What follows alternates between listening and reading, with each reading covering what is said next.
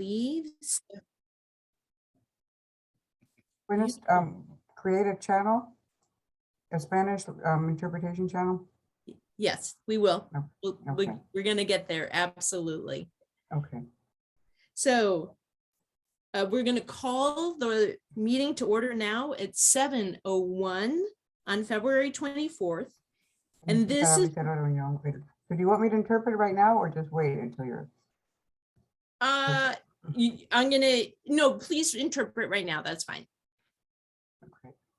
This is a meeting of the City of Portland's Police Accountability Commission. La ciudad de Portland, de la Comisión de Responsabilidad Policíaca. Subcommittee on Community Engagement Framework. If the Spanish language interpreters, Ruth and Maria, can please give the information on Spanish language interpretation now, that would be wonderful.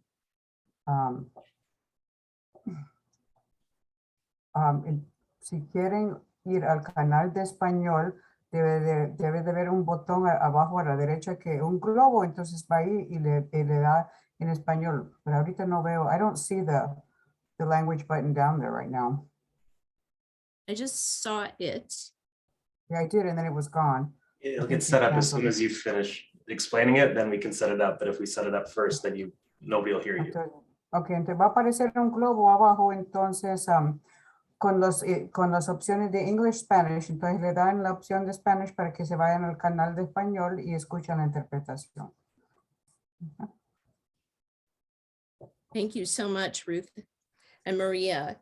The city also offers ASL interpretation, which is being provided by Mary and Andrea. You can pin their video feed if that is helpful to you. Finally, the closed captioning is turned on in Zoom as another means of assistance. Please note that this is an automatic captioning service and it is not always accurate. The city supports access to meetings of the Police Accountability Commission and can provide other language support as well. Please email in advance of future public meetings, either as a response to a public meeting notice or directly to policeaccountability@portlandoregon.gov to ask for other assistance, including interpretation in other languages. This meeting is a public meeting subject to City of Portland Administrative Code and Oregon state law and is being recorded. For this meeting, the chat function is enabled for commission members to communicate with each other. Members of the public will be able to ask questions using Zoom's Q&A feature as the commissioners are presenting and or discussing things. If attendees have questions, please feel free to submit them through the Q&A. We hope to use this feature to help guide our conversation during the meeting and future meetings, agendas, and topics. We'd like to be clear that not all questions will be answered during the meeting, but if answered, both the question and the answer will be visible to you and will become part of the meeting record. To access this feature, just click on the Q&A icon in the middle of your screen. I would like us to take a moment and to, one, settle ourselves, but also to have a moment of silence to acknowledge the violence and the harm our city has recently experienced.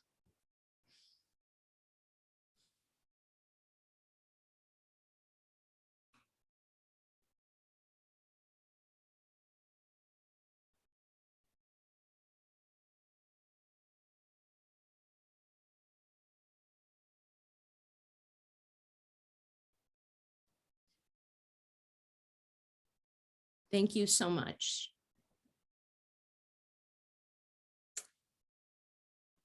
Victoria, I would love for you to share the slide deck if you would, please. as we come into this meeting today? Yes, just give me a moment. I'm sorry. Sure.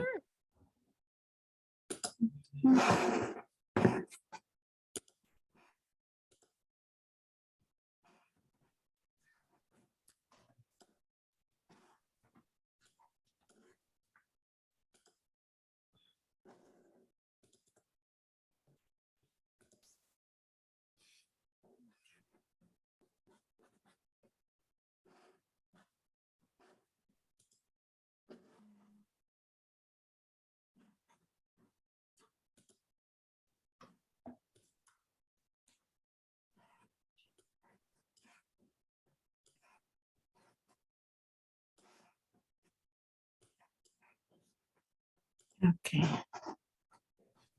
Mm. Christine, I'm a host, can I share? Because I don't see the sharing. Mm. Let me see.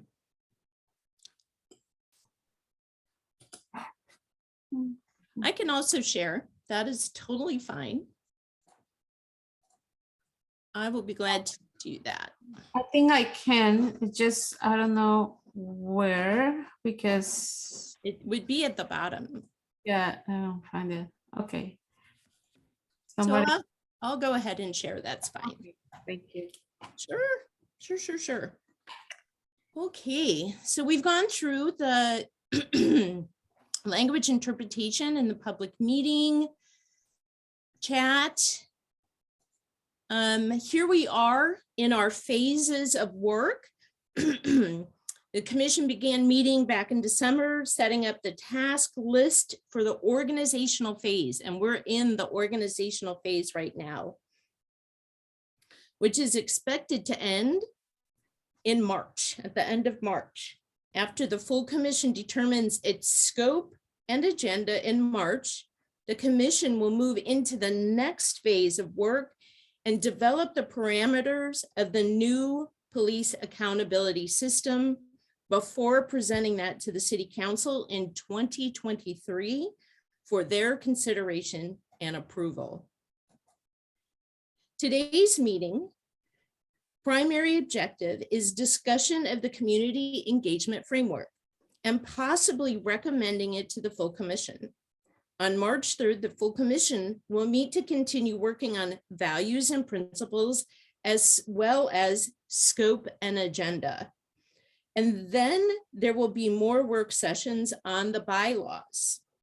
In the second half of March, the commission will meet to consider all 4 of these documents, take public comments, and finalize them to complete the organizational phase of this work.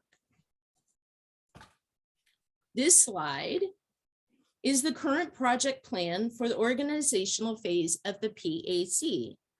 It's not their agendas and it's not set in stone. This slide is mostly for members of the public to be able to understand how the commission gets from now through March, when it will finish discussing processes and begin its work in earnest with discussions of policing and police accountability. Today's meeting is near the center of the bottom row with the purple outline. I would love to invite the co-chairs today to come in and ground us in the overview of the meeting. Thanks, Christine. Hi, everyone. I don't know that Monica is here. She is probably delivering a baby. So valid excuse to not be here. Welcome. And today, a few main topics that we're going to be covering. First is to discuss the draft of the framework that we have passed around. So drafting groups will be able to speak to their sections. We'll be able to spend some time if we want to talk about substantive changes. And then if we're able to come to agreement to recommend the framework to the full commission, We will have time for public comment at the end. And then there are a couple other small agenda items that will cover at the end of the meeting. And just if you wouldn't mind, Victoria, I think it's been really helpful for me to talk through kind of the differences between community engagement, the actions that we will be doing versus the purpose of the framework. And if you wouldn't mind speaking to that a little bit as you're an expert, I'd appreciate that for me. Thank you. Thank you. And for the community engagement, there's the tactics and the framework. The framework for the community engagement dictates the values, the intentions, the purpose, and how the approach is going to take when you outreach or engage the public or communities or any audiences you are purposely want to talk to or connect. The tactics, there is all these different tactics in community engagement. They can be roundtable conversations, it can be public meetings, it can be interviews, it can be visits to business. I mean, there is all these different tactics that you can use in order to get to your objectives. But right now, what I know is that you are focused on the foundation, not in the activities you're gonna do or the how you're gonna do it, but it's more like about why you're gonna do it, what is your purpose, what is just fundamentals in order to, when you choose tactics, they are based in that framework. That's really helpful. Thanks, Victoria. Thank you, Victoria. Yes, very, very helpful. So Faith, I would like to go ahead and remind us of our community and agreements. I believe that is our community standards. Yes, right there. And then we can move into the juicy wonderfulness of this meeting. So community standards. Keep the needs and concerns of the local community and the larger region at the forefront of the work. Keep focus on the objectives of the meetings and individual agenda items. Utilize facilitators to note additional topics for discussion. Arrive on time and be prepared to the best of your ability. Let the group know if you're unable to attend a meeting.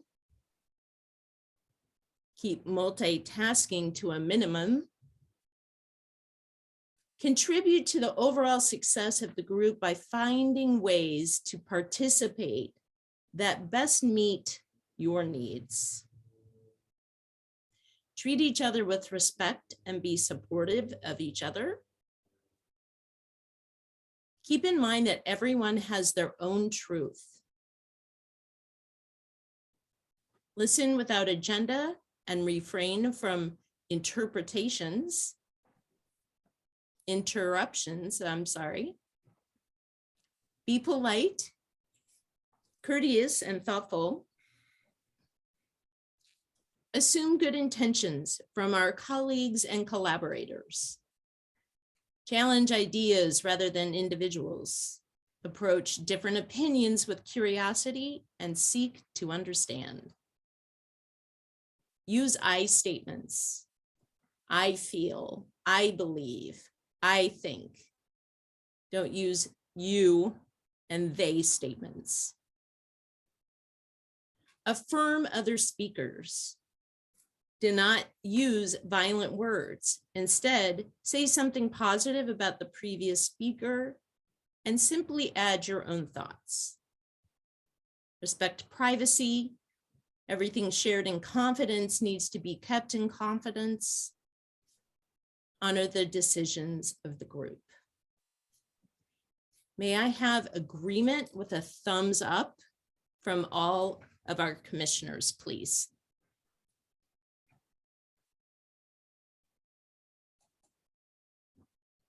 Thank you. Beautiful. Thank you so very much. Okay. I think we can now move into our discussion. So again, remember, be brief. Please, everyone can speak, but take just a minute.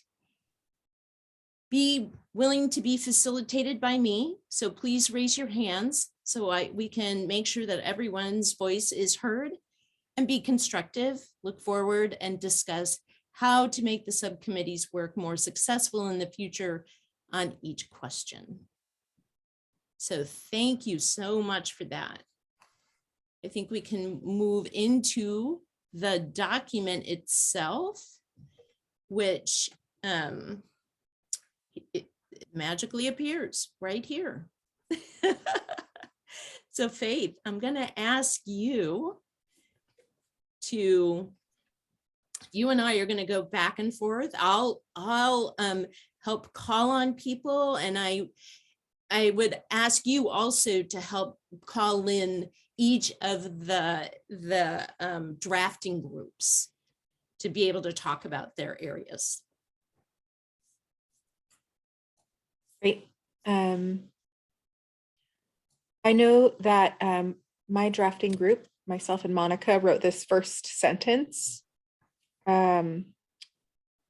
Which, are there any questions or concerns as the purpose of this document? Explains why we're doing a framework. I'm sorry, Faith. Dan is saying that Monica is in the audience. Oh, very good. Oh, Yay. good. Thank you. Okay, Monica, our co-chair is here. Welcome in. Welcome, Monica. Thank you, guys. So sorry I'm late. That's all right. Dan, and then Eric. Thanks. Good evening. It's Dan Handelman. I use he, him pronouns. I'm with Portland Cop Watch, but I'm also a member of the commission, and I want to welcome the 6 people who I see in the audience. I wonder if we can, instead of just saying, do you have a question about the first sentence, if we can read it into the record so we're real clear of what we're talking about? Is that something that can be done? Absolutely. Yeah.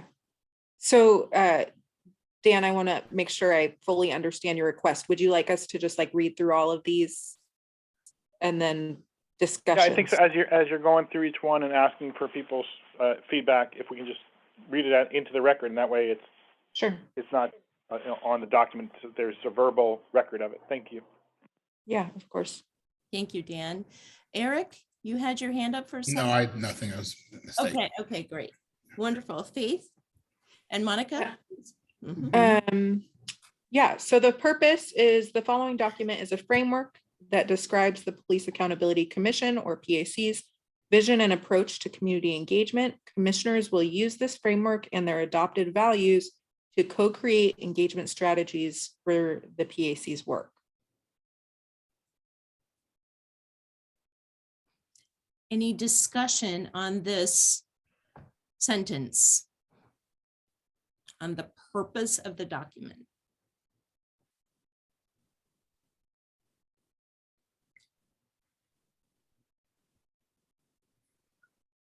Okay, great. Let's keep moving. Sounds good. Monica, how about I'll read through the next section, and then you can take on the following ones, which are, so I'll go through our vision, and if you want to grab into values and guiding principles. Okay. So the drafting group for our vision is Monica, May, and Eric. So I'll definitely lean to y'all when we get to discussion or comments, but I'm happy to read this out. The Police Accountability Commission Subcommittee on Community Engagement Framework was given the task of restructuring and redesigning how the new Police Accountability Commission will engage with the community to inform their design of the new Police Oversight Board. The Police Accountability Commission's community engagement will provide a framework for community engagement that will inform what is required from a new police oversight system, receive input from all of Portlanders' voices, especially those communities impacted by over-policing and other concerned citizens. We will be innovative in our approach to facilitate community engagement, encouraging several venues and ways in which all communities can provide input and public comment, and decrease barriers by allowing testimony in people's native languages, be it via verbal communication, voicemail or phone, written, online, or via mail, and in person through scheduled listening sessions with the PAC, so as not to unintentionally disenfranchise communities that have not traditionally participated in city functions. That's a lot, Faith. So maybe what if we tackle these first two listed items here? You know, yes, the sections that just have been highlighted. Let's tackle these and ask for input. I see Eric's hand up. Yeah, it's on purpose that time. The first bullet, provide a framework for community engagement which will inform what is required from a new police oversight system. I thought our engagement work was related to informing the PAC's work to define the accountability system, not on what the system does after it's created. Mhm. This sort of reads like ongoing community engagement from the board once it's created based on our recommendation.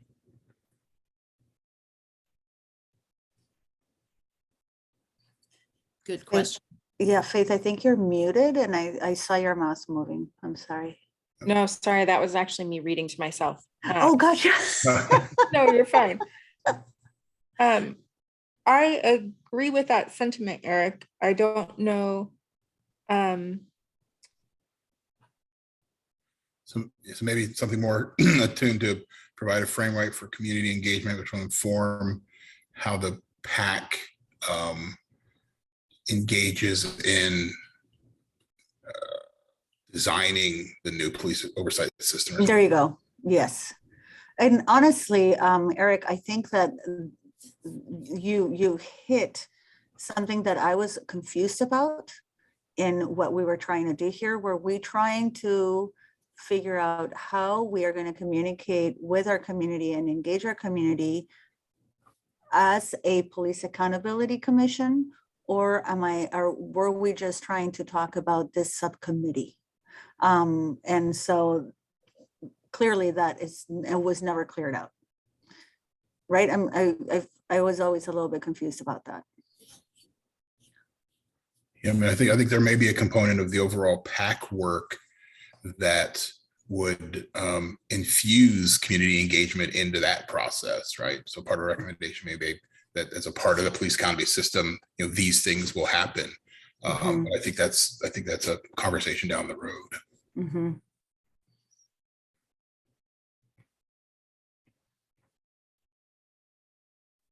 Very insightful, Eric. Thank you for that. Mm-hmm. Monica, do you feel there's clarity here in this first bullet? Oh, I'm sorry, in this first point? We're trying to decolonize our words here and be very intent upon the words that we use. And so we want to say first point. Yes. So Monica, I'm sorry. Mm-hmm. Yeah, I think this provide a framework for community engagement will inform how the PAC engages in designing the new police oversight system is great. Dan? Mute. Sorry. I feel like the words engages in are not needed because the point of the original sentence is that we're trying to hear what things the community thinks should be part of the oversight system, right? So we're not asking them how we should engage in designing it, they're asking how we should design it. So I just think those words are, can just Oh, words yes. engage, go away.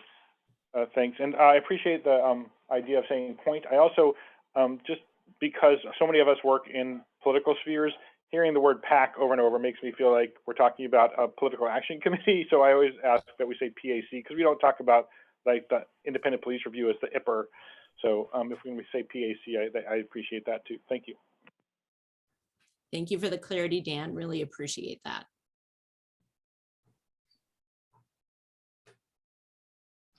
Provide a framework for community engagement, which will inform how the PAC designs the new police oversight system. Do we agree with this statement?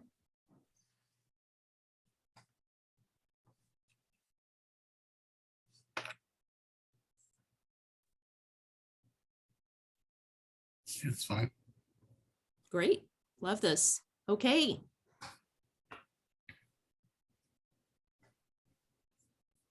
Thank you. Let's unpack the second point. Receive input from all of Portlanders' voices, especially those communities impacted by over-policing and other concerned citizens. We will be innovative in our approach to facilitate community engagement, encouraging several, I would guess, avenues, but maybe it is venues, and ways in which all communities can provide input and public comment and decrease barriers by allowing testimony in people's native languages, be it via verbal communication, written communication, and in person through scheduled listening sessions with the PAC, so as not to unintentionally disenfranchise communities that have not traditionally participated in community functions.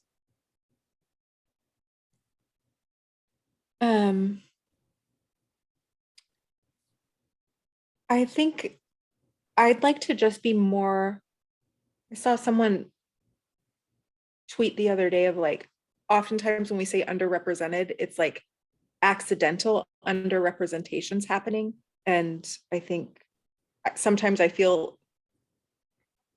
similarly about like over-policed communities sometimes can be like accidentally these communities are over-policed versus really deliberate call out of it's not an accident that these communities are over-policed. So, and I know that Tirsa requested in an email that we're just a little more explicit around the call out of Black, Indigenous, people of color. I think that fits here. And I also think that in talking with Jason, understanding that mental illness and mental health is really over-policed in Portland. So I wonder if there's a way in this bullet, instead of just saying over-policed and other concerned citizens, if we could just be really explicit about who we're talking about. Black, Indigenous, people of color, folks experiencing mental health or mental illness, folks with disabilities. And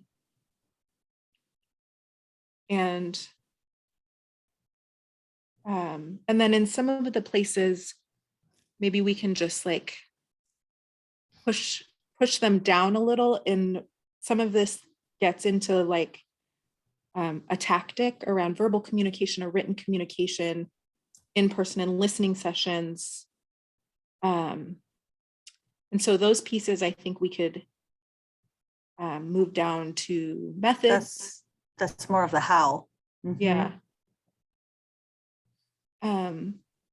But that last piece of the sentence, so as not to unintentionally disenfranchise communities, feels important to me, that we're talking about listening with the intention of mitigating harm. So I don't know who's live editing, and I just made a bunch of suggestions. So yeah, it is Samir. It was okay. Incredible live editing here. Yeah, Samir, I'm sorry that I'm just like all over the place. Paragraph. You're good. I did want to mention there's a place later down in under objectives where there's another list, which I believe Dan can speak to. I think that's where that one originated, and possibly having the same list might be helpful. Yeah, I mean, I think you might need to be careful with lists because you're always going to leave somebody off. You know, when we don't have the homeless population listed and LGBTQ, and I mean, so I think that you know there are times when being inclusive is good all inclusive. And then folks who believe they are part of that group can find themselves represented. You just have to be careful. I'm also a bit conflicted with having a list for that same reason that Eric just mentioned. However, when I read a list, it does provide clarity to me, but I also fear leaving out certain people's out from sharing their experiences and voices that could be valuable to our work. Could we possibly sort of meet both needs? I see this highlighted farther down in the document where we do have a list that seems fairly comprehensive. So I don't know if we want to include the same one in both places or feel it works in the second instance when it's.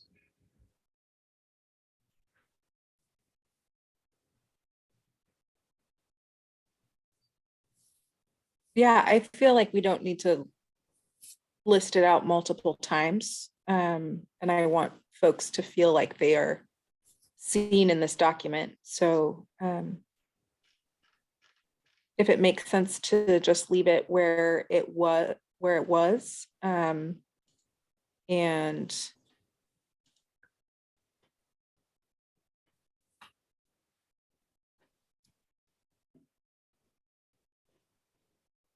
I think how it reads, how it was, receive input from all Portlanders does seem more inclusive. And then below where we list out those subgroups where we want to particularly pay attention and solicit input, I think is waiting sort of speak of bringing them into the fold and making sure they're represented.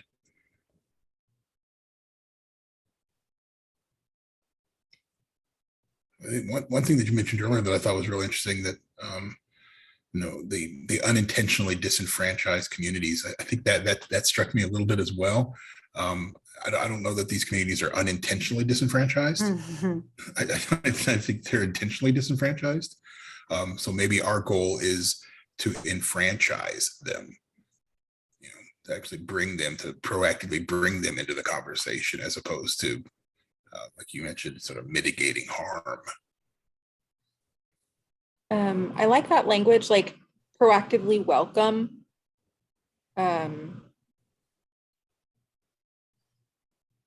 Disenfranchised communities. Or proactively welcome communities that have not traditionally participated in city functions. I like that. Great. Because again, there's this instinct to put a label that ends up being a label that can be seen as, a disenfranchised. It's a label that is not positive, right?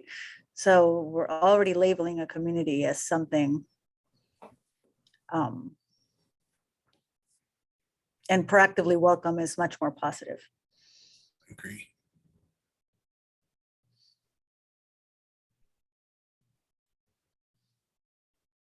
Samira, you're fast.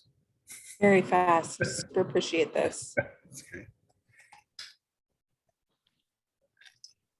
I feel okay taking out all this section in yellow as long as it goes in the methodology or how we're going to do it, because I really feel it's very important that we specify that we want to reach out to communities that don't traditionally participate because of language barriers and because of barriers in their ability to use internet, to use computers, and to use a smartphone.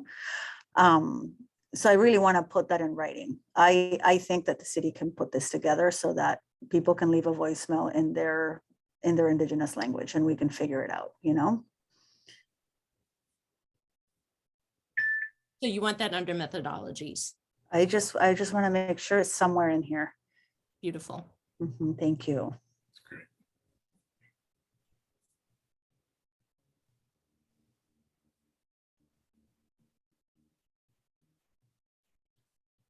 Do people agree with this set of edits? Receive input from all Portlanders, especially those communities impacted by over-policing and other concerned citizens.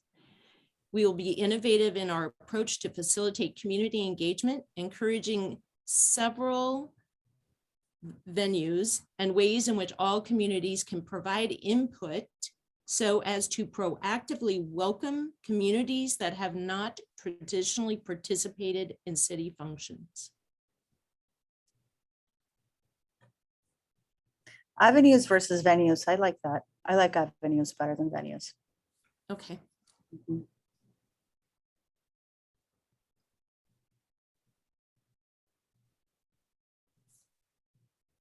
Agreement on this? Thumbs up. Yes, love it. Thank you. All right. There was also a suggestion in the chat from Commission Co-Chair Sophia to bold or underline all here. You have, yeah, okay. Yes, please. Commissioners, your thoughts? Bold? Okay. Yes, I see nods.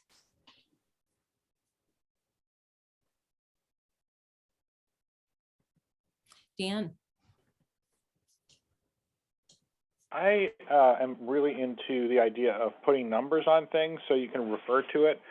So you can say like section 1.2 of our framework says blah, blah, blah. We don't have to do this tonight. Obviously, when it's finished up, I think it would be good to do that. But it might be good here to refer to, you know, C section, whatever section methodologies is, so that people know we've Great. listed out the kinds of things we're going to do. And also to say, C section, whichever section has the list of all the kinds of communities we want to welcome. So just so that there's a cross-reference in there so that people don't feel like that stuff is missing from this top part of the document, so they know it's going to come later. That makes sense? super helpful. Thank you so much.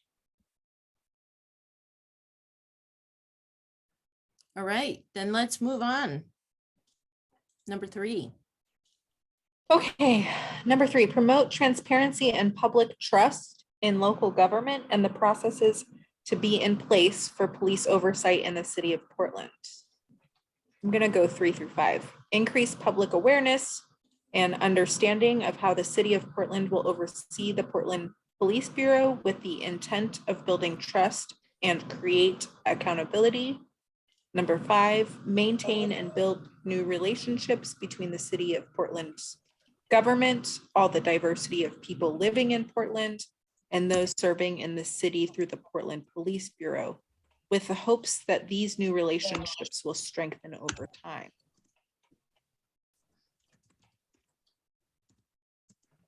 So let's start with number 3, promote transparency and public trust in local government and the processes to be in place for police oversight in the city of Portland.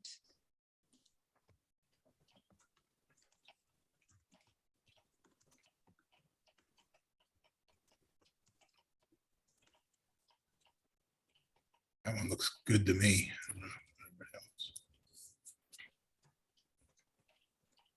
Yeah. Dan? Hi, yeah, I think I left my mic unmuted. I'm sorry.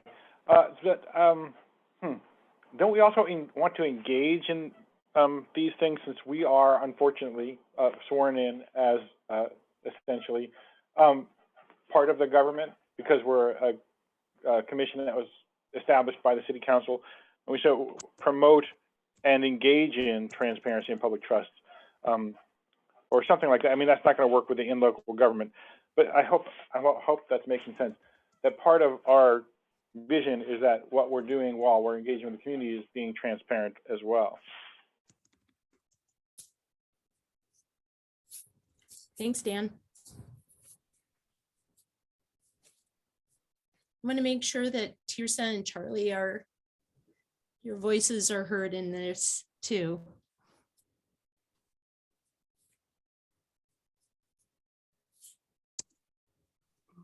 Yes, Charlie.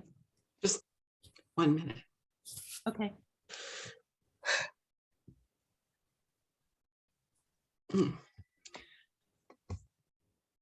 Can you hear me? Yes, I can. I'm going to need to bow out. I was at the shooting Saturday night. And my dearest friends and comrades. Yeah. I'm so So I'm sorry. going to excuse myself, and Samir will speak on my behalf for the things some of the things I needed you to hear. And so I'm going to go. Thank you so much for being here, Thinking of Charlie. you. Yeah. Thanks, Charlie.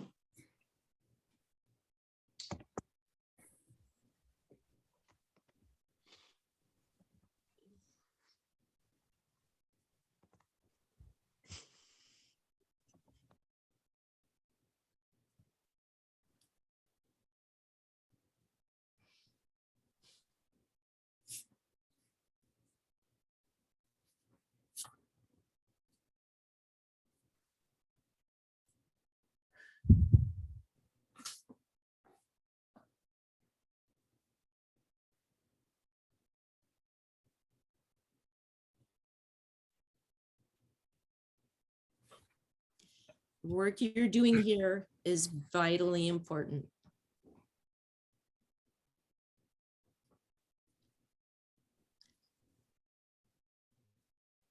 Okay.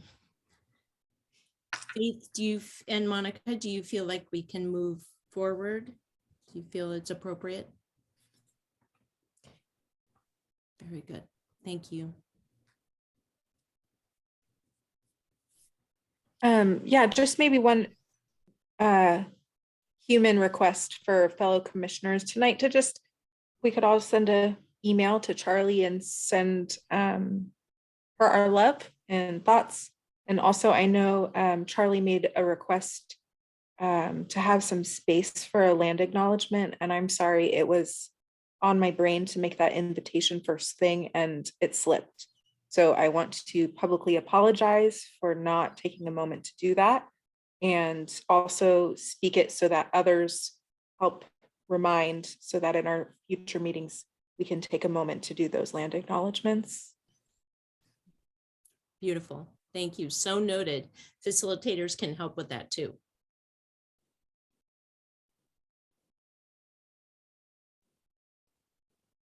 Dan, I saw you had an edit in the chat, potentially maybe engage in transparency and build trust.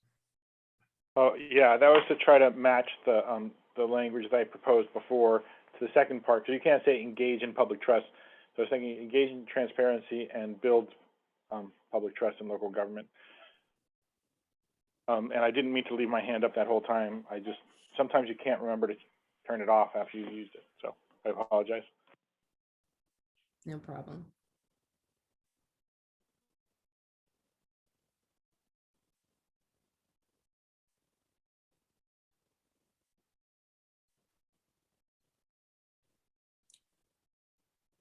Okay, number 4, increase public awareness and understanding of how the city of Portland will oversee the Portland Police Bureau with the intent of building trust and create accountability. And this one, just question is, are we looking for the city of Portland to oversee the Bureau or the citizens of Portland to oversee the Bureau?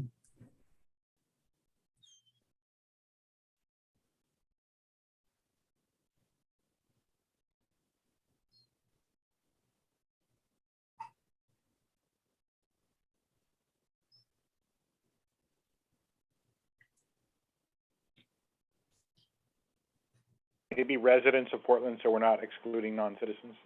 Yeah, good point.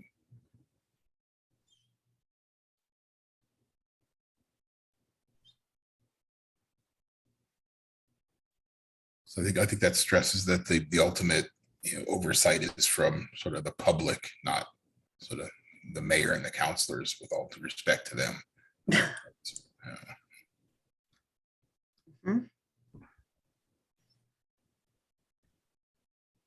Okay.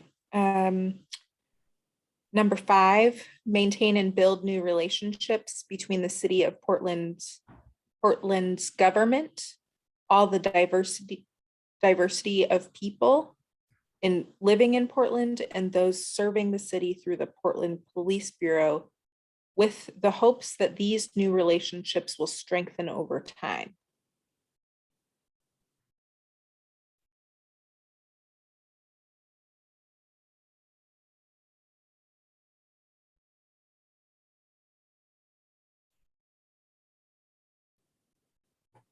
I guess when I read number 5, what comes to mind is, what do we mean by new relationships? Do we want to repair existing relationships or build new relationships?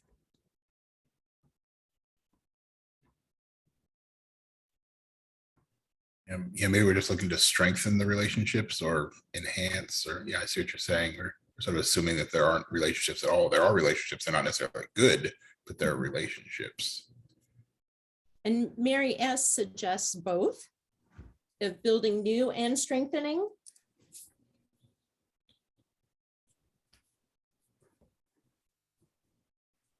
Yeah, I think there's a lot of new relationships to be built, but there are a lot of relationships in the community as well that have been harmed. And so I think with some of this work, a lot of people were wanting to create a system that repairs those broken relationships as well as creating new relationships.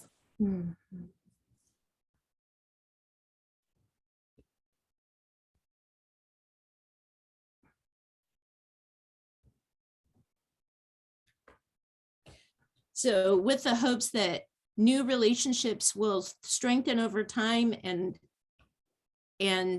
past relationships can be healed.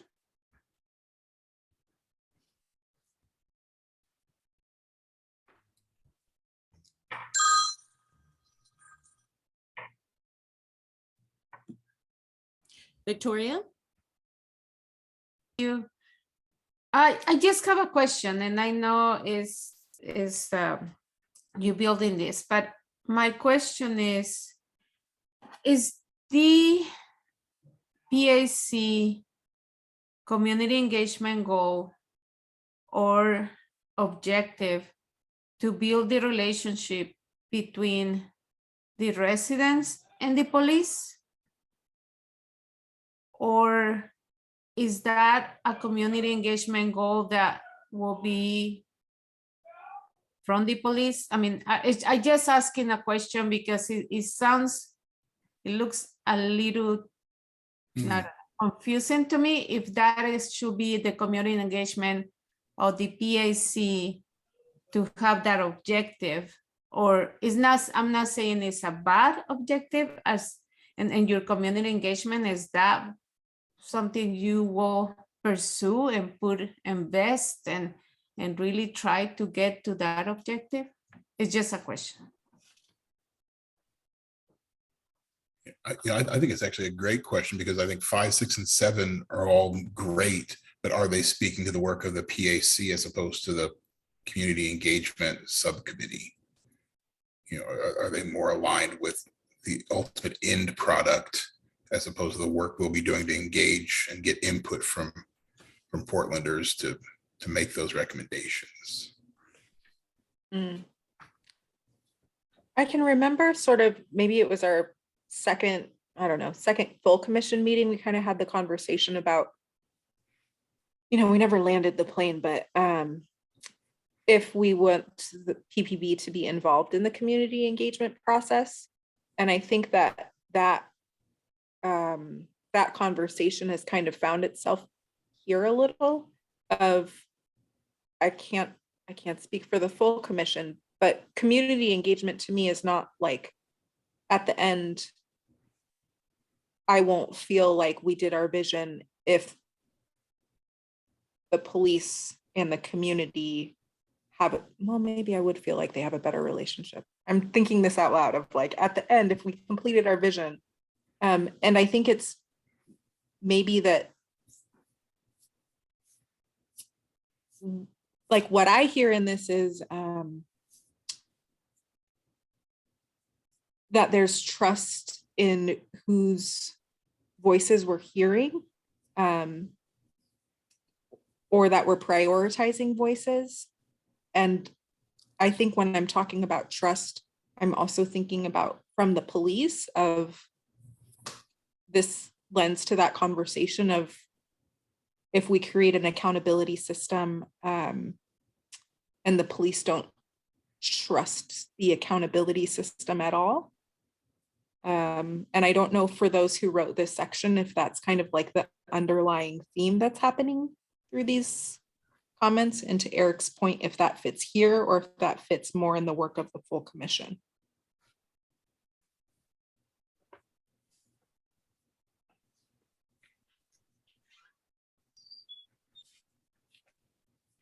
Dan. Oh, I'm sorry. I want to make sure I'm understanding. This is the community engagement framework for the full commission. We're just writing it as a subcommittee. I don't think that we're going to be a standing committee that is in charge of doing the engagement. So I think this is for everybody. So this is the vision that we want the whole commission to adopt and engage in. Am I understanding that? Am I right about that, Christine, or anybody who's overseeing this project? Isn't that true that this is for the engagement? This is not the community engagement framework for this subcommittee. It's the community engagement framework for the whole commission, right? Correct. Okay, great. And so for me, I like the way this is written because for me, it also leaves open the idea that the relationship with the police is including, as was just mentioned, them accepting a community board that's going to help them improve by holding them accountable for things they do wrong. So I think that you can read it in different ways, and I'm happy to just leave it the way it's written right now. Yes, and my intention was just ask the question and also say, Ivo, it should be, and yeah, this is for the whole PAC, but if the community engagement objective should be to work towards the police and the community have a good relationship. All the community engagement should be towards the residents to build my trust, but not as an objective for you to have these two entities to have a good relationship. It's just questions, but you're right, Commissioner Dan, about that this work is for the whole commission. Yes. Yeah, and I think hearing it that way, I mean, I could see where 5 and 6 could be part of the conversation, and the whole PAC wants to move towards those things. I think 7 is still problematic to me because it's the work of the government and the police and their responsiveness. It doesn't feel like it's about sort of input into the process, but it's not going to kill me one way or the other. I just want to make sure we're clear about sort of what it is we're saying at this point, so we don't get ahead of the PAC's final report by saying, here's what it's going to say when it's done before it even begins.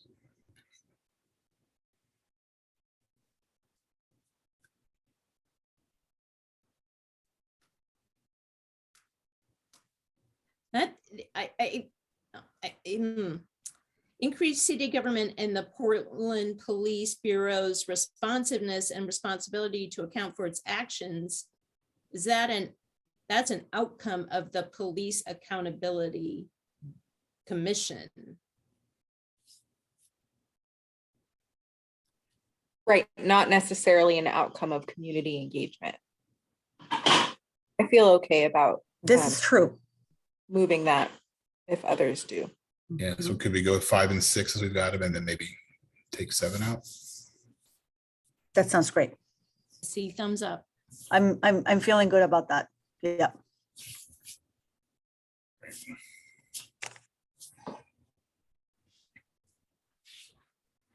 Okay, then we're into values and guiding principles. Right when I started to choose, so sorry. I know. Noise. The other thing is we could take a break, a 5-minute break, and come back at 8 o'clock. How does that sound? So you can eat your bite Monica? That sounds good. Okay, we'll take 5 minutes. Okay.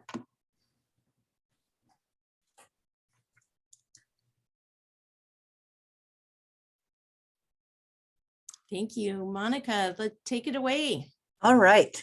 Values and guiding principles. The Community Engagement Subcommittee of the Police Accountability Commission identified values that will inform community engagement strategies. These values will underpin future engagement with the community. 1, I guess we'll change those to numbers. 1, honor the time and perspectives of the communities most impacted. Ensure that the design, organization, and convening of engagement serves both a clearly defined purpose and the needs of the participants. 2, or should we wait for input at this point? I'll ask for input. Any input? Okay. on this? Number 1.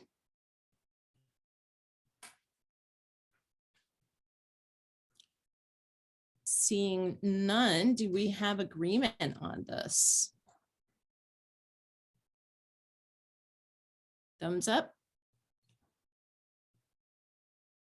Beautiful. We'll take it. Thank you. Okay, number 2. Prioritize equity in all strategies by welcoming diverse people, voices, ideas, and information. Center the experience of those who have historically been the most impacted, particularly Black, Indigenous, and people of color, and folks who have intersectional experiences. Treat communities with a trauma-informed lens and acknowledge that perceptions and behaviors from a particular group are often a result of historical trauma and harm. Thoughts about this?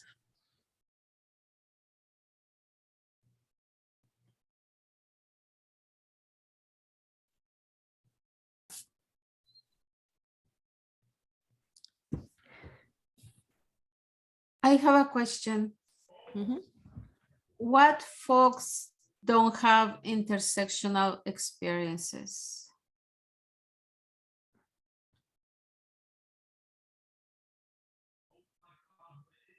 Does that even exist? That's why I have a question because, yes, yeah. White cis males. Yeah, I think since we are, we've created a little bit of a list further down. I think we can take out the particularly. I like that. And I'm curious around treat communities with a trauma-informed lens, and acknowledge that perceptions and behaviors from a particular group. I'm curious around particular group. I don't really know what, remember what that means. So just I put think that- I wrote that, and I don't mean to put particular group. I don't know where that came from or what I was thinking at the moment. Okay, so treat communities with the trauma-informed lens and acknowledge that perceptions and behaviors are often a result of historical trauma and harm. Cool. I like that. I like that. Great. Number 3, are we good? Okay. Create engagement spaces that prioritize shared goals and collaboration. Disengage inner thoughts with personal biases and opinions, and allow others to collectively contribute to the conversation despite difference of opinions on social matters.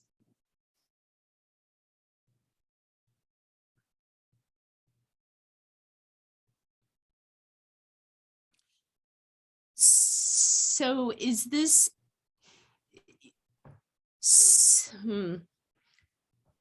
So the PAC members must disengage their biases.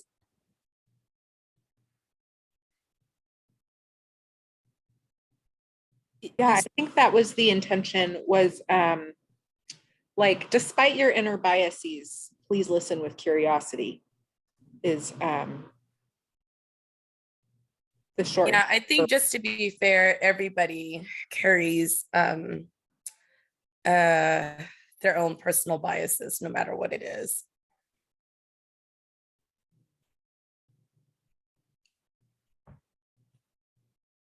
So I liked the listen with curiosity. I think naming bias and opinions, I think naming that is very important. And that is in service to curiosity, to supporting curiosity.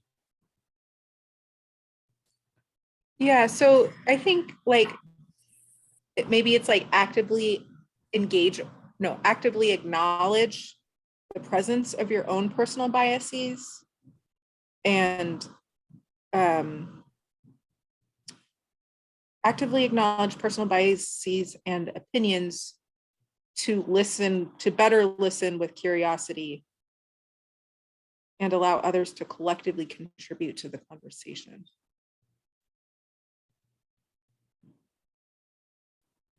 I think we can delete on social matters.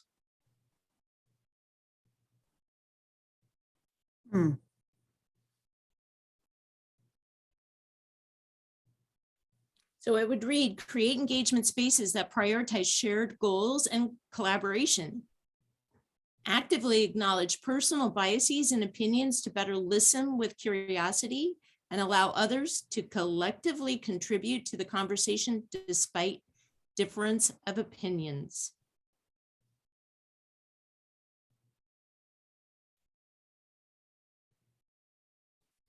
Do people agree to this? Yes. Yes, beautiful. Thank you. Okay, number 4. Listen with openness and curiosity.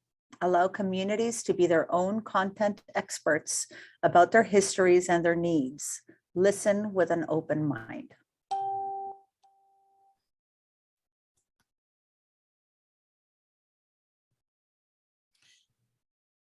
Any edits to this?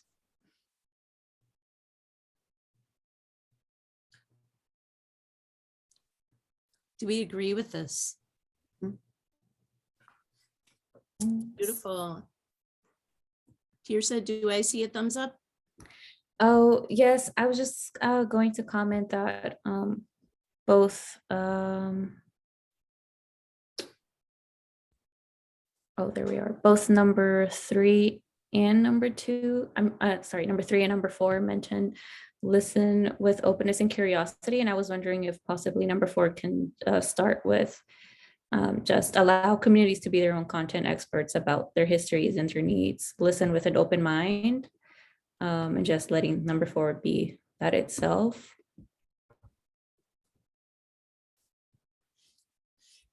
May I see a thumbs up?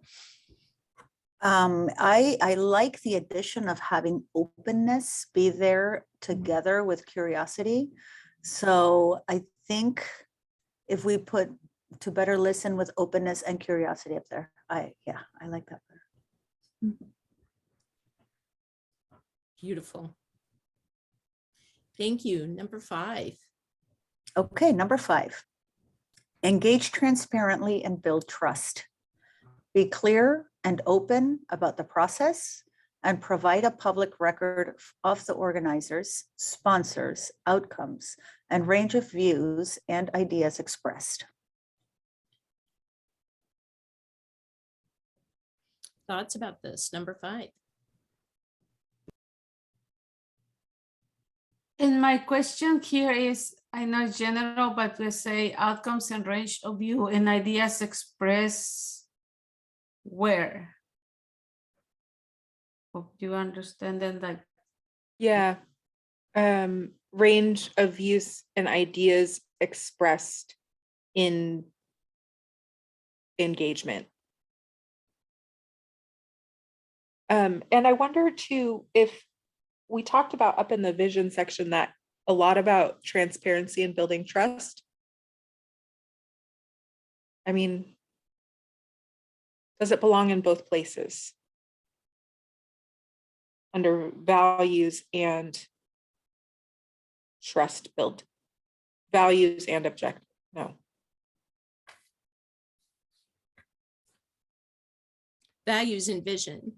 Values and vision, engaging Yeah. transparency. Dan, what's your thought?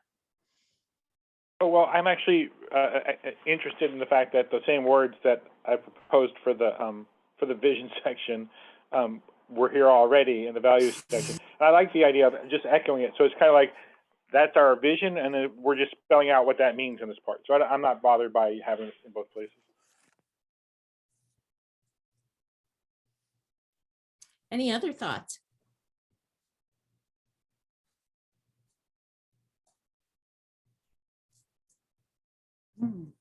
So just the addition at the end of this sentence, so and range of views and ideas expressed in the engagement. In engagement.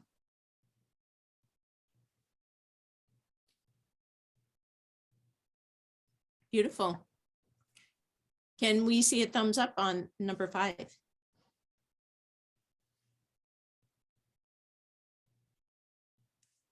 Are you there, Dan? Well, I'm pondering whether we should just say in our work more broadly, because that way we're promising to both be transparent in what we're doing and about what we're doing when we're engaging with the community. Mm. Mm.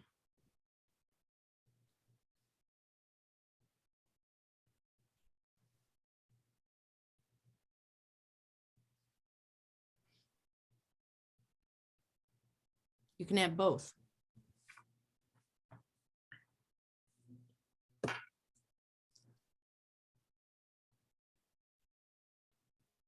Okay. Thumbs up on this version. Beautiful. Thank you. Number 6. Number 6, commit to action. Ensure each engagement effort has real potential to make a difference, and that participants are aware of how their perspectives and experiences will contribute to the work of the commission. Thoughts?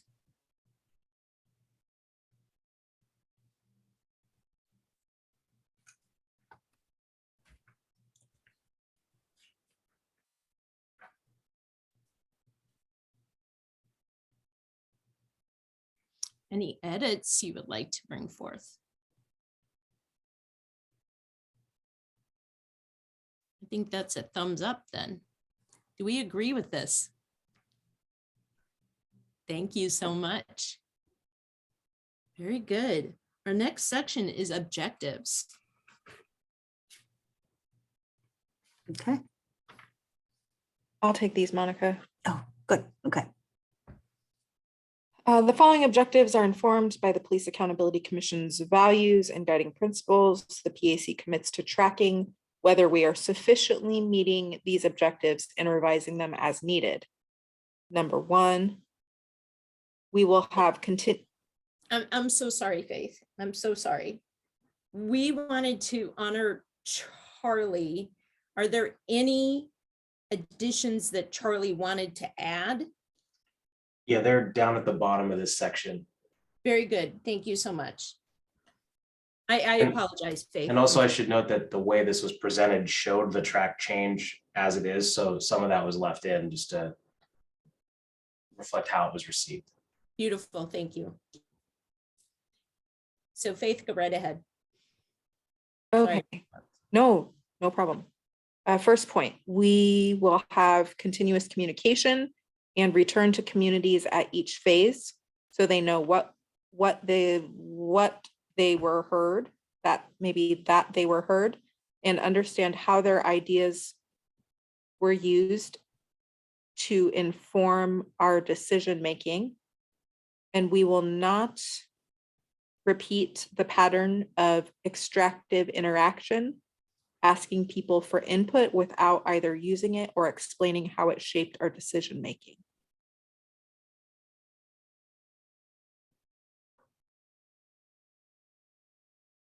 Dan.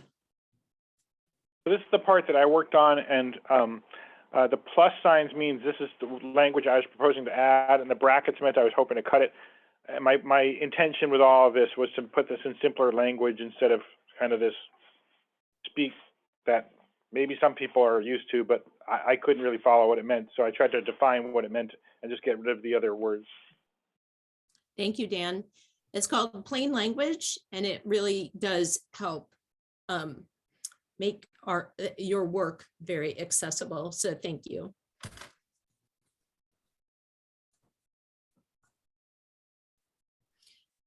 So any conversation around number 1?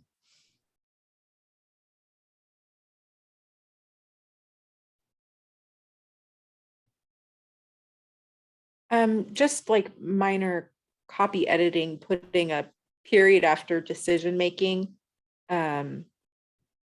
So inform our decision making period, and then we will not repeat the pattern.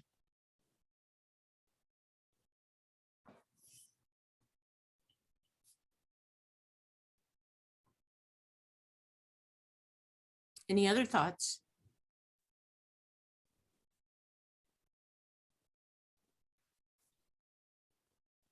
Do we like Dan's edits?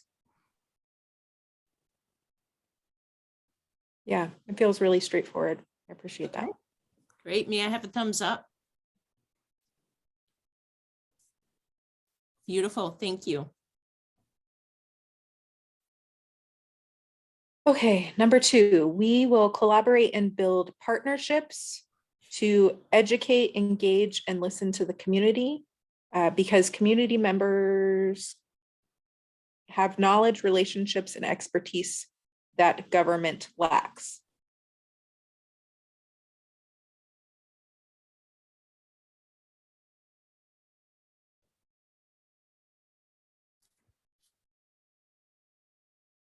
Any thoughts on this one? Questions or concerns? I'm wondering if we can clarify who we will be building the partnerships with. Or I don't know if it's obvious.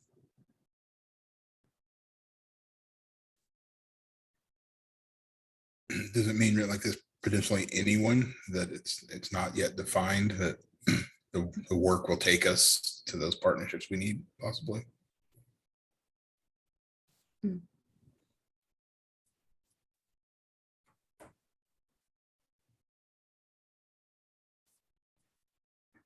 It is values and guiding principles. So we don't have to be super specific. Or I'm sorry, I apologize, objectives.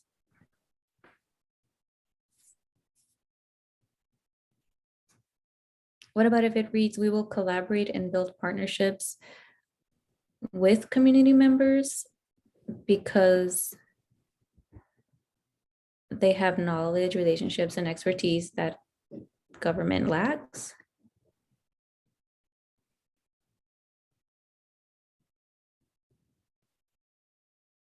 Yeah, so maybe it becomes with community members to educate, engage, and listen, period.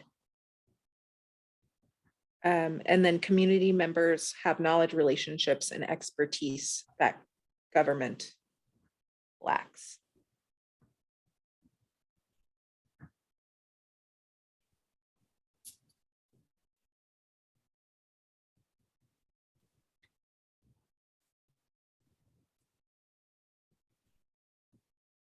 How about this edit?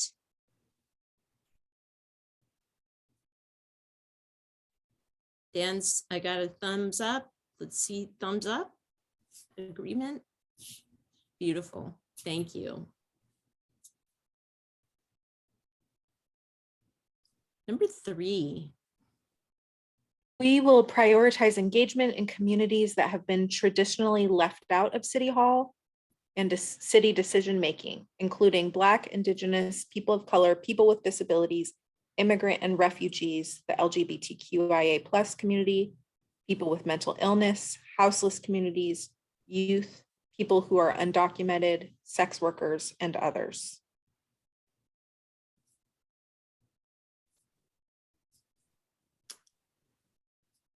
thoughts about this?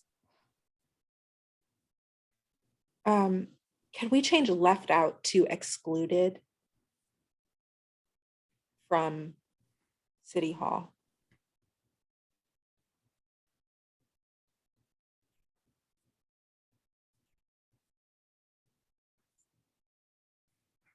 If we're going to include people with mental illness, we may need to call out specifically people with substance use disorders. Those are typically the folks who are at the front lines, a lot of this stuff, more so than even mental illness.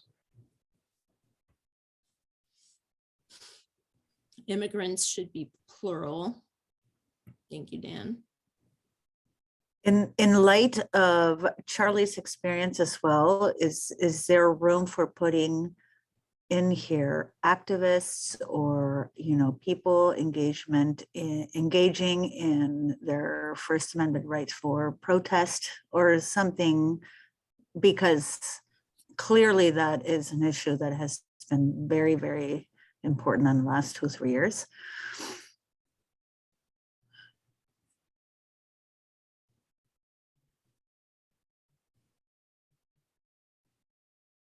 Dan?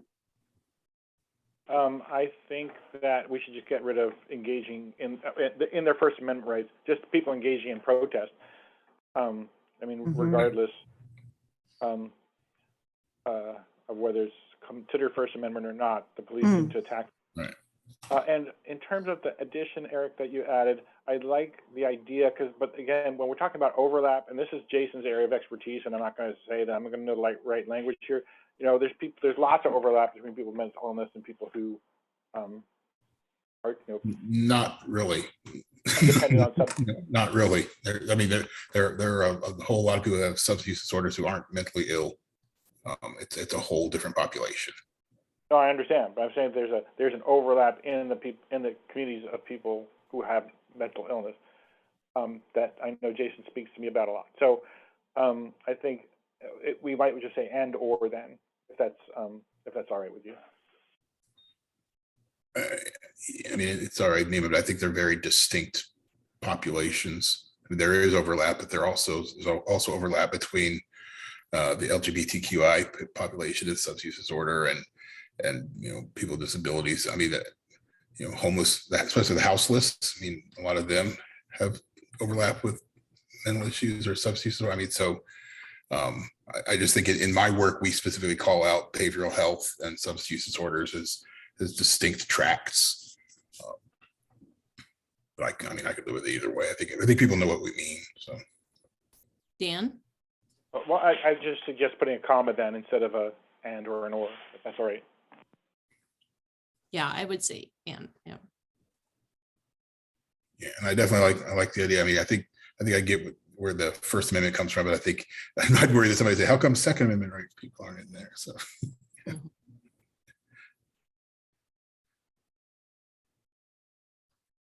Any other edits suggested? Do we agree with number 3? Thumbs up. Okay. That looks good. Thank you. Let's go to number 4. Okay. We will support a variety of methods to hear from communities, develop and deliver culturally appropriate education and engagement opportunities rather than a one-size-fits-all approach. Any thoughts around this?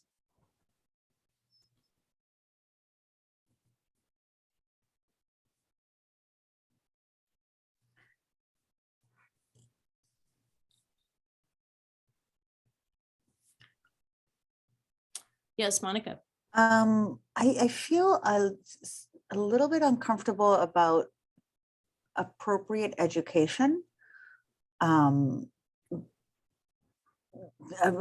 saying everywhere in this document that we are not the experts, the community is the experts, everyone else, we're looking for their input. And then we're saying that we know better, so we're going to educate you. Does that make sense? Yeah, maybe like culturally specific or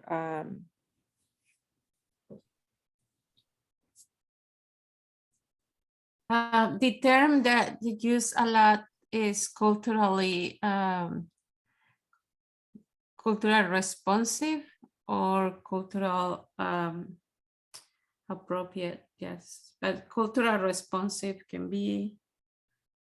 I wonder if, because I'm not sure who wrote this, but I'm wondering if by education somebody's talking about the fact that that we want a two-way street, right? That we not only have a responsibility to listen to people, but we need to explain what's going on and educate folks on what we're doing and why we're doing it. And as Dan talked about how we're, using what they say. So should there be an outgoing educational component to our community engagement, as opposed to just them feeding stuff to us and we say, okay, thanks, and run off and do our work? Or are we saying information? That's what I wonder. Providing culturally appropriate information, culturally sensitive, culturally.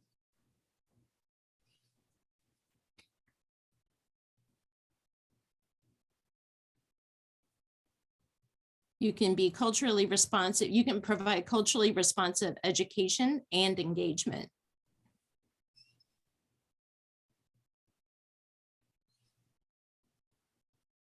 Yeah, I think there's, but if we think education is a little too preachy, then maybe information is, Yes. Information instead of education. I really like what you just said, Eric, around like education we're talking about as a two-way street. And I know two-way street is like a idiom, but I wonder if there's a way that we can say that in this sentence of like, we're expecting it's mutually educational for us and providing information about what's going on. I don't know how to say that without saying. Yeah, so maybe instead of information, the word is dialogue.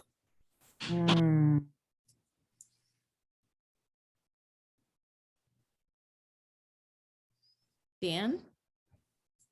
Oh, I want to double back and then move forward. So the question about where this all came from, this came from the Charter Review Commission language. So some of it I just left the way it was, and this was one of them. In terms of the issue about that was just being discussed about how to say we're going to learn from the community and then we're going to double back and share that information. I think the idea of splitting this into two sentences might be the way to go to fix that. Might be cleaner that way.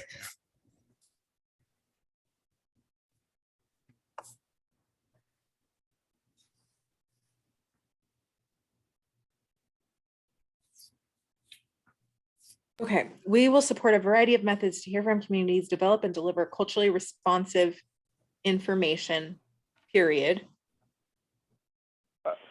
Actually, is it okay, Commissioner Aiken? I would like to say, just put the period after communities and then say, then we will use those discussions to develop and deliver the rest of it. Yes, good. Thank you.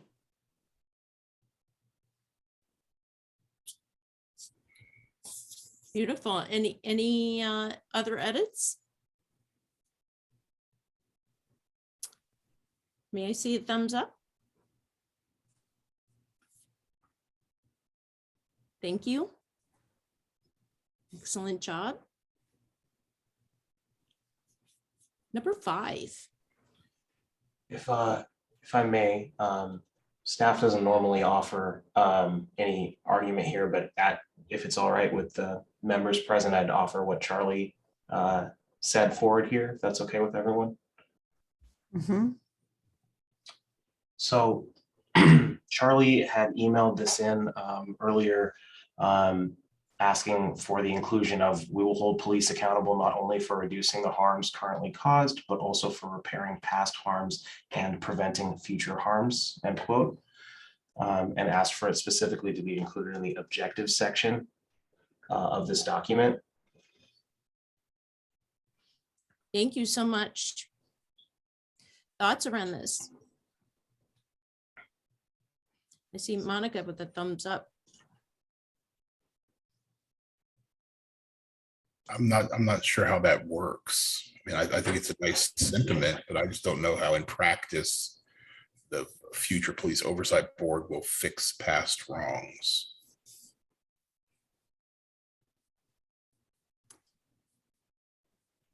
Dan? Well, actually, you know, we're not in the business of holding police accountable. I mean, not in this commission, right? We're in the business of building a new system that will hold police accountable. So, you know, we can say we will design a system to hold police accountable that will do this. That can be our objective.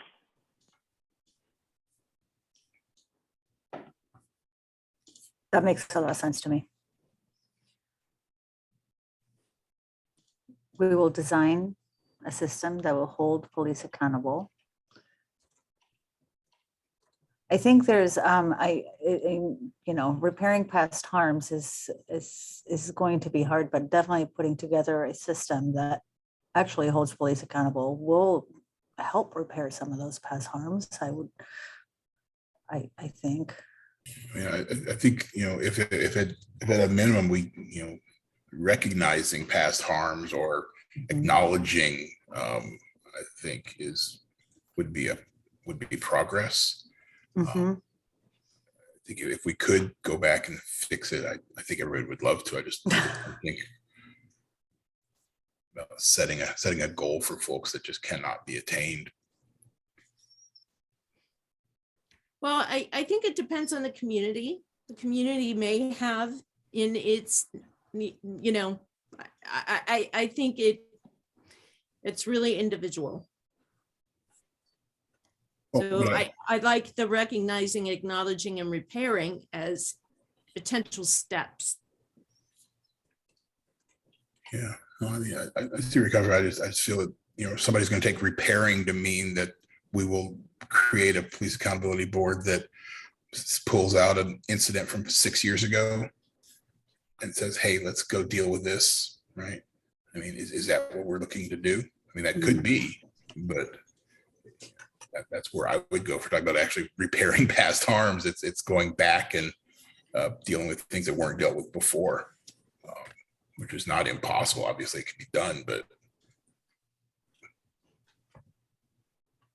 And my question is, how these go to the objectives of community engagement? I mean, that's pretty good, but how you will add it? Because all your objectives is we will prioritize engagement in communities. We'll also have a variety of methods to hear for communities. And then you go to jump to, we will design a system. This is the community engagement objectives to engage. How you adapt it to the community engagement objectives. Maybe this goes in values, like that this, you know, the value, like the reason why we're doing engagement is police accountability. We better understand police accountability by hearing from the community with the aims towards reducing harm, blah, blah, blah, blah. So maybe it just fits in a different section. Thoughts about that? So with Charlie's point, I also think my recollection of her intent here was that it was designed to be about creating it with the act of creating, designing, whatever the verb is there, with communities. So maybe the terminology there is also of note to work on the design system part. But that's all I know from her intent. I don't overstate anything beyond that. Thank you.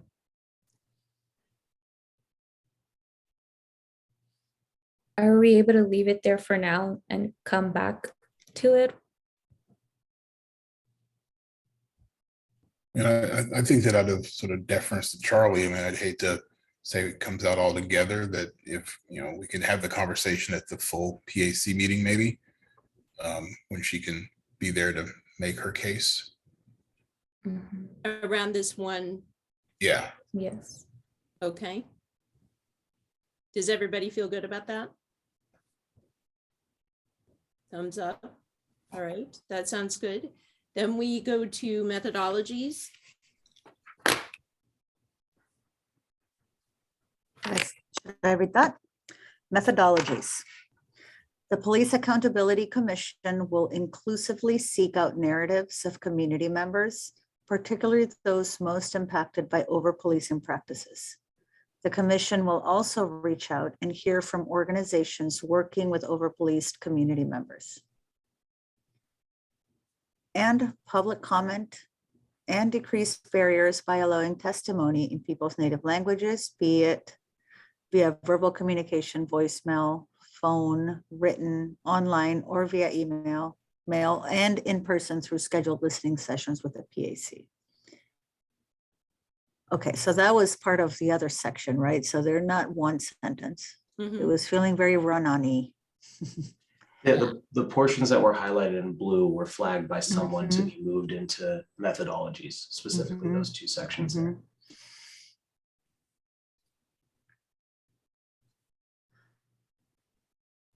Okay, so Or the and before. start a new sentence there, public comment.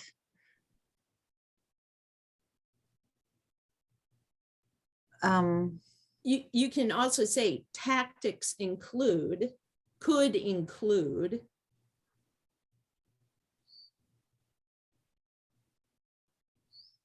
Oh, the original text was about providing venues which communities can provide public input and public comment. So I think we can repeat that down here and just say, or avenues now. You know, we shall provide avenues in which communities can provide input, public input, and in that way, it's a whole sentence again. Then it makes sense.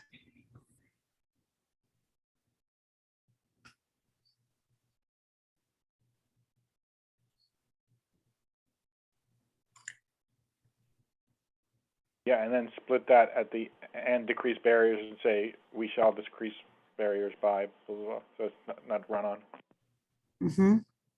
So we will provide avenues and ways in which all communities can provide input, including public comment. We will decrease barriers by allowing testimony in people's native languages, be it via verbal communication, voicemail, phone, written, online, or via email, and in person through scheduled listening sessions with the PAC.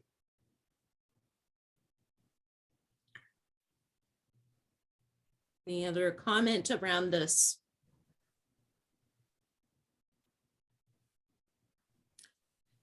May I see thumbs up? Period. At the end. Thank you, Dan.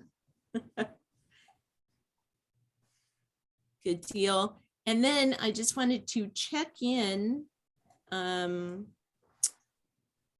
Thank you, May. Thank you so much. I wanted to check in and move the aqua colored thing down into methodologies.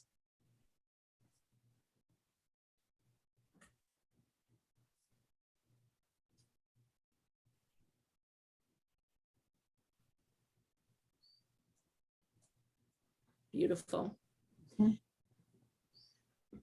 Wow. What fantastic work this evening.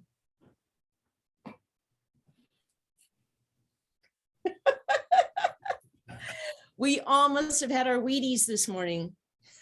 Breakfast of champions here. Okay, Faith and Monica, anything else? I mean, fantastic work from your subcommittee.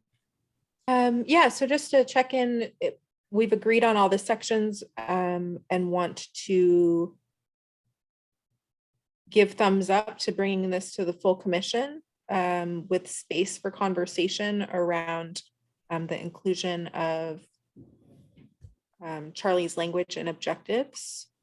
So as a subcommittee, are we good with bringing this forward to the next full commission meeting?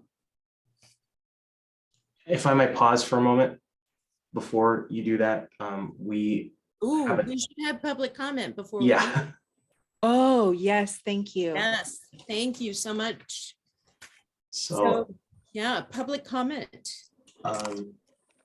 sorry, if I can just give a little explainer here, if that's okay. Let me stop the screen share.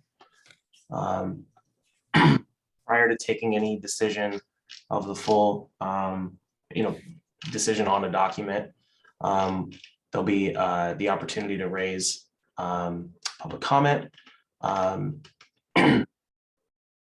Want to note that verbal public comment is one of many ways to get in touch with the commission. More ways are being put up on the website, which is portland.gov/police-accountability, with how to submit written or other forms of public comment coming soon there. But certainly before taking a vote, we'll take verbal comment now. Members of the public are asked to keep their comments to 90 seconds in length and keep their comments focused on the draft community engagement framework. You can raise your hand in Zoom when you'd like to be called on by a facilitator to give public comment. Thank you so much.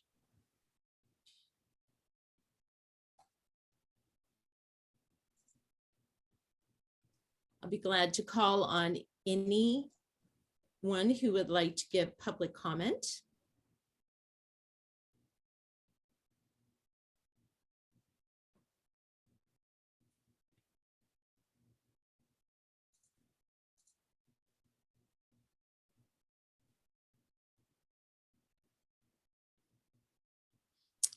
Rochelle. Rochelle, just give us a sec before you begin. I'll let you know. Thank you so much.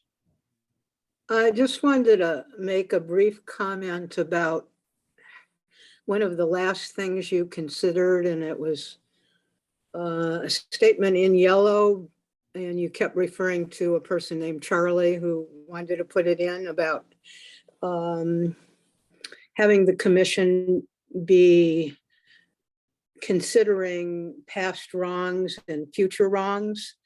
I think personally you need to be a little cautious about the expansiveness of what this commission can do and maybe should do. I think you need to focus on what the officer or officers' behavior that you're looking at and the accountability in that situation only, and not for something that happened 6 years ago or in the future regarding things like training and so on. I think you need to be a little cautious about this unpleasant word, but how grandiose you want to be. Thank you. Thank you so much for your public comment, Rochelle. Definitely really appreciate it.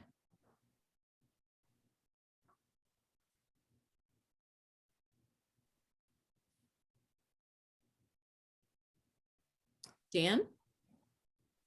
Yeah, I want to appreciate Dr. Silver. For those of you who don't know, Dr. Silver sat both on the Citizen Review Committee and the Community Oversight Advisory Board, the first body that was set up to oversee the DOJ agreement here in Portland.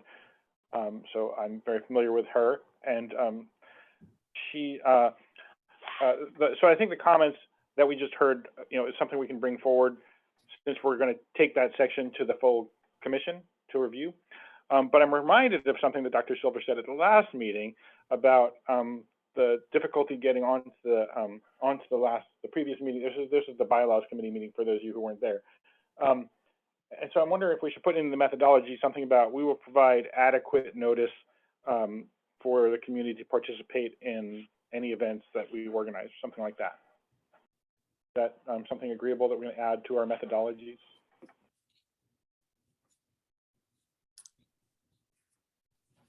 Thoughts around that? Dad, I have a clarifying question. Are you kind of saying give community members like a heads up in advance? that we're seeking to hear Right, from, well, from members, community members. oh, I'm sorry, are you? It- So what I'm saying is that when we're creating any kind of a meeting such as this, or any kind of forum where we're going to be listening to the community, or whatever we're doing, we should give adequate notice to the community so that they can participate. And that's partly coming from my experience with the AMA Coalition for Justice and Police Reform and the DOJ agreement, where the city agreed to put out notice for public meetings at least 2 weeks in advance, and that way you can put it into community newspapers that have deadlines for their calendars, things like that.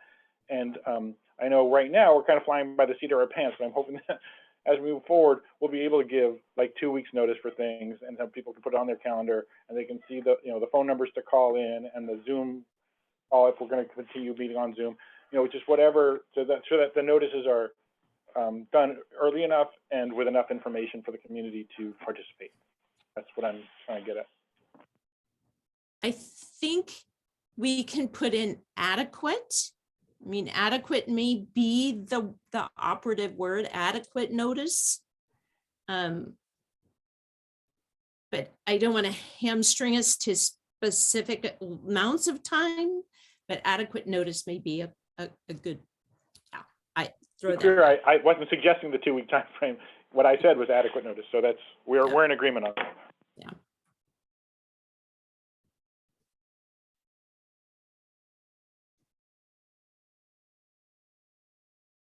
We provide adequate notice before any events. Tirsa, do you have any questions about that?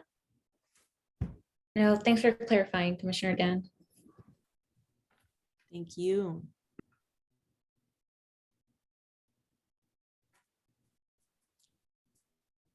I do not see that there is additional, oh, Debbie, oh, I do see that Debbie Iona would like to speak for public comment. Oh, okay. I think my microphone's on. Okay, good. I see nodding heads. So Yep. I just kind of wanted to follow up on the thing about the notice.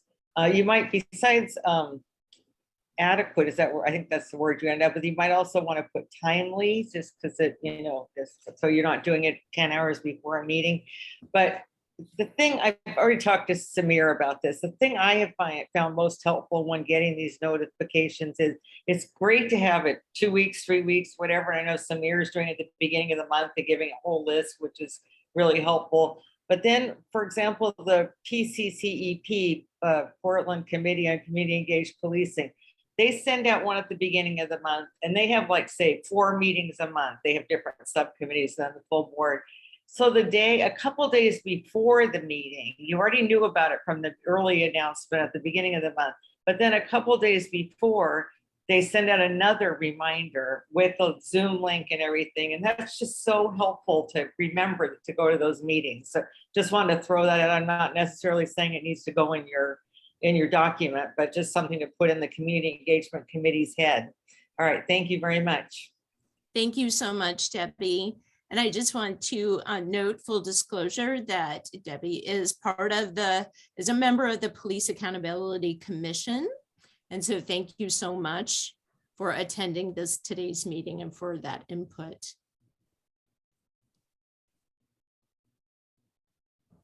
Chairs, are we ready to adopt this? We can decide if we'd like to recommend bringing it to the full commission. I'm sorry that I plowed forward without public comment, so my apologies, attendees. Commissioners, are we good bringing this to the full commission meeting?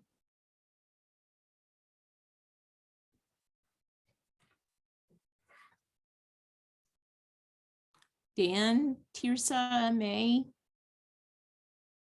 Yeah. Very good. Thumbs up from May. Okay. Great work. And then Christine, I see on our agenda that we have a couple other items. Yes. Continue to discussion about public comment structure for the PAC. Picking that back up from the last time this committee met. And Victoria is going to give us a screen share.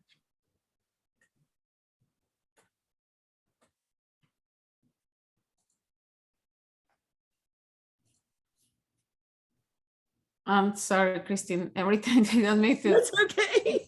No problem. Yeah, you probably. That's okay. So we were talking about where is public comment in a meeting? When does it happen?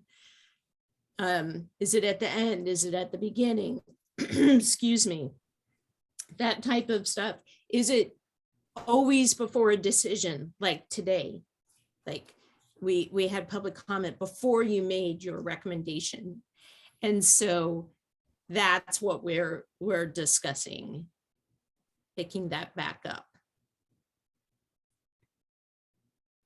And again, being brief, being facilitated, and being constructive in this conversation.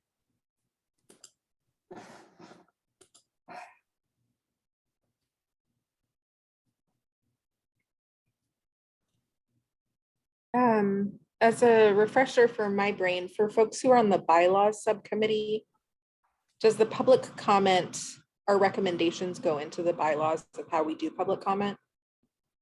Does anyone in the bylaws committee know that? It does. Okay. So we're just discussing, we're not. But yeah, so is that where this conversation should be happening? Right. So we're just discussing public comment. Go ahead, Dan. Well, the bylaws committee is waiting for a suggestion from this committee to enter into the bylaws. So that's what that's about. Got it. Thank you. And I do remember that we talked about this last time, and I'm going to pull these from my memory. I know that I took notes, but I don't have them up in front of me. So my apologies. But that we talked about that every time there's a decision made, that public comment happens prior to a decision being made. And when there are meetings without a decision, the co-chairs can decide if there will be public comment at that meeting. That's what I remember our recommendation being. And then in terms of time limits, I remember that we talked about, we have 10 minutes and 5 people raise their hands, so they get 2 minutes each, just to have some flexibility. Those are my recollections. Does anyone remember differently? Oh, thank you.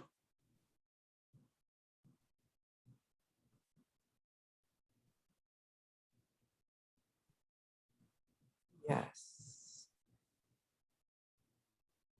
When public comment is accepted verbally at a meeting, meeting facilitators and co-chairs will allow public comment for up to 90 seconds for each speaker, with the total amount of time for public comment defined in the meeting agenda, and will ask commenters to keep their remarks focused on the subject matter under discussion at the meeting. Facilitators will ensure that the time allotted to public comment is used for public comment and not cut off to extend a previous conversation. And if I could just add, the conversation went slightly away from this in the sense after this was shown at the last meeting towards having it be not just anywhere on the agenda, but either before a vote or at the end. That was one part of it. Thank you for the clarity. So, I mean, my concern is that, I mean, before every vote, because I think in the meeting we just had, we took, what, 15 different votes, right? On each section, every time we do thumbs up, is that a vote? So we're going to take public comment between every major decisions. Yeah, Like the recommendation to move this work forward, we would not take public comment before each of the thumbs up. but to recommend this whole document be moved forward, that's why we took comment before. Yeah, I think we just need to be careful to be clear about definition about decisions, because I think those were a bunch of little decisions. You know, I mean, they all, you know, I mean, particularly somebody's got 90 seconds, there might be 15 things they take exception to that we've discussed during the meeting if we bundle everything up at the end. But I think as long as people know what their expectations are.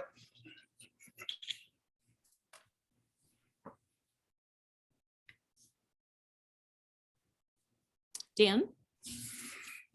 Well, again, I want to kind of speak to what I've experienced at other meetings, and that the PCCEP and the Citizen Review Committee, the current Oversight Board, do allow public comment before major decisions. So yeah, it's not like each line that we went through, but when we're getting ready to vote on the whole package, and not when they're like adopting their minutes. But they also provide it at the end, because that way, if a person wasn't interested in commenting on the details of those specific decisions along the way, they have the ability to speak at the end. We could make a rule, if people want to do that, that if you speak during the meeting, you have to give deference to other people who haven't spoken yet at the end. But I would really recommend not saying it's an either or situation.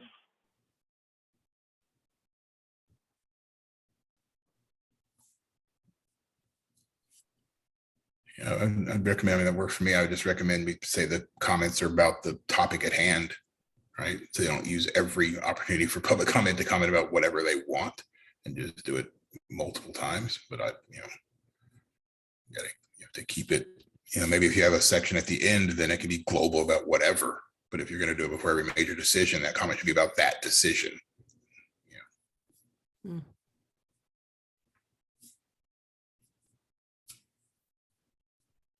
And that is how it works at those other committees. Yeah, that's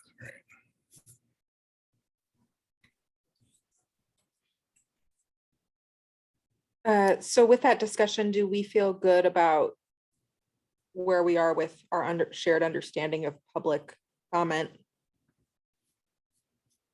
And that the recommendations will be coming from the bylaws committee to the full commission? Excellent. So Do you guys see it? Yeah, can I see a thumbs up on that? Yep. Okay. So, thank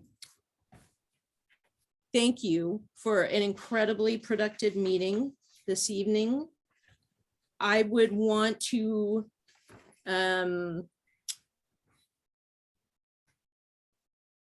ask the commissioners, the co-chairs, are there any other thoughts before we depart? Parking lot. What will we discuss at future subcommittee meetings? Yeah, so a couple of things that we will need to put in the parking lot for today. We didn't talk yet about one discussion agenda item around members of the commission speaking on behalf of the commission. And Dan, I want to acknowledge a request to talk about staff speaking on behalf of the commission. And so if it's okay with the commissioners, for us, in light of the time, to put those in the parking lot and to acknowledge that this could perhaps be the last meeting of this subcommittee. So those parking lot items would go to the full commission. Okay. Sounds good. No other items from me, but a big thank you to our facilitators, Christine and Victoria, for attendees and interpreters. So thank you all. And please send love to Charlie, everyone.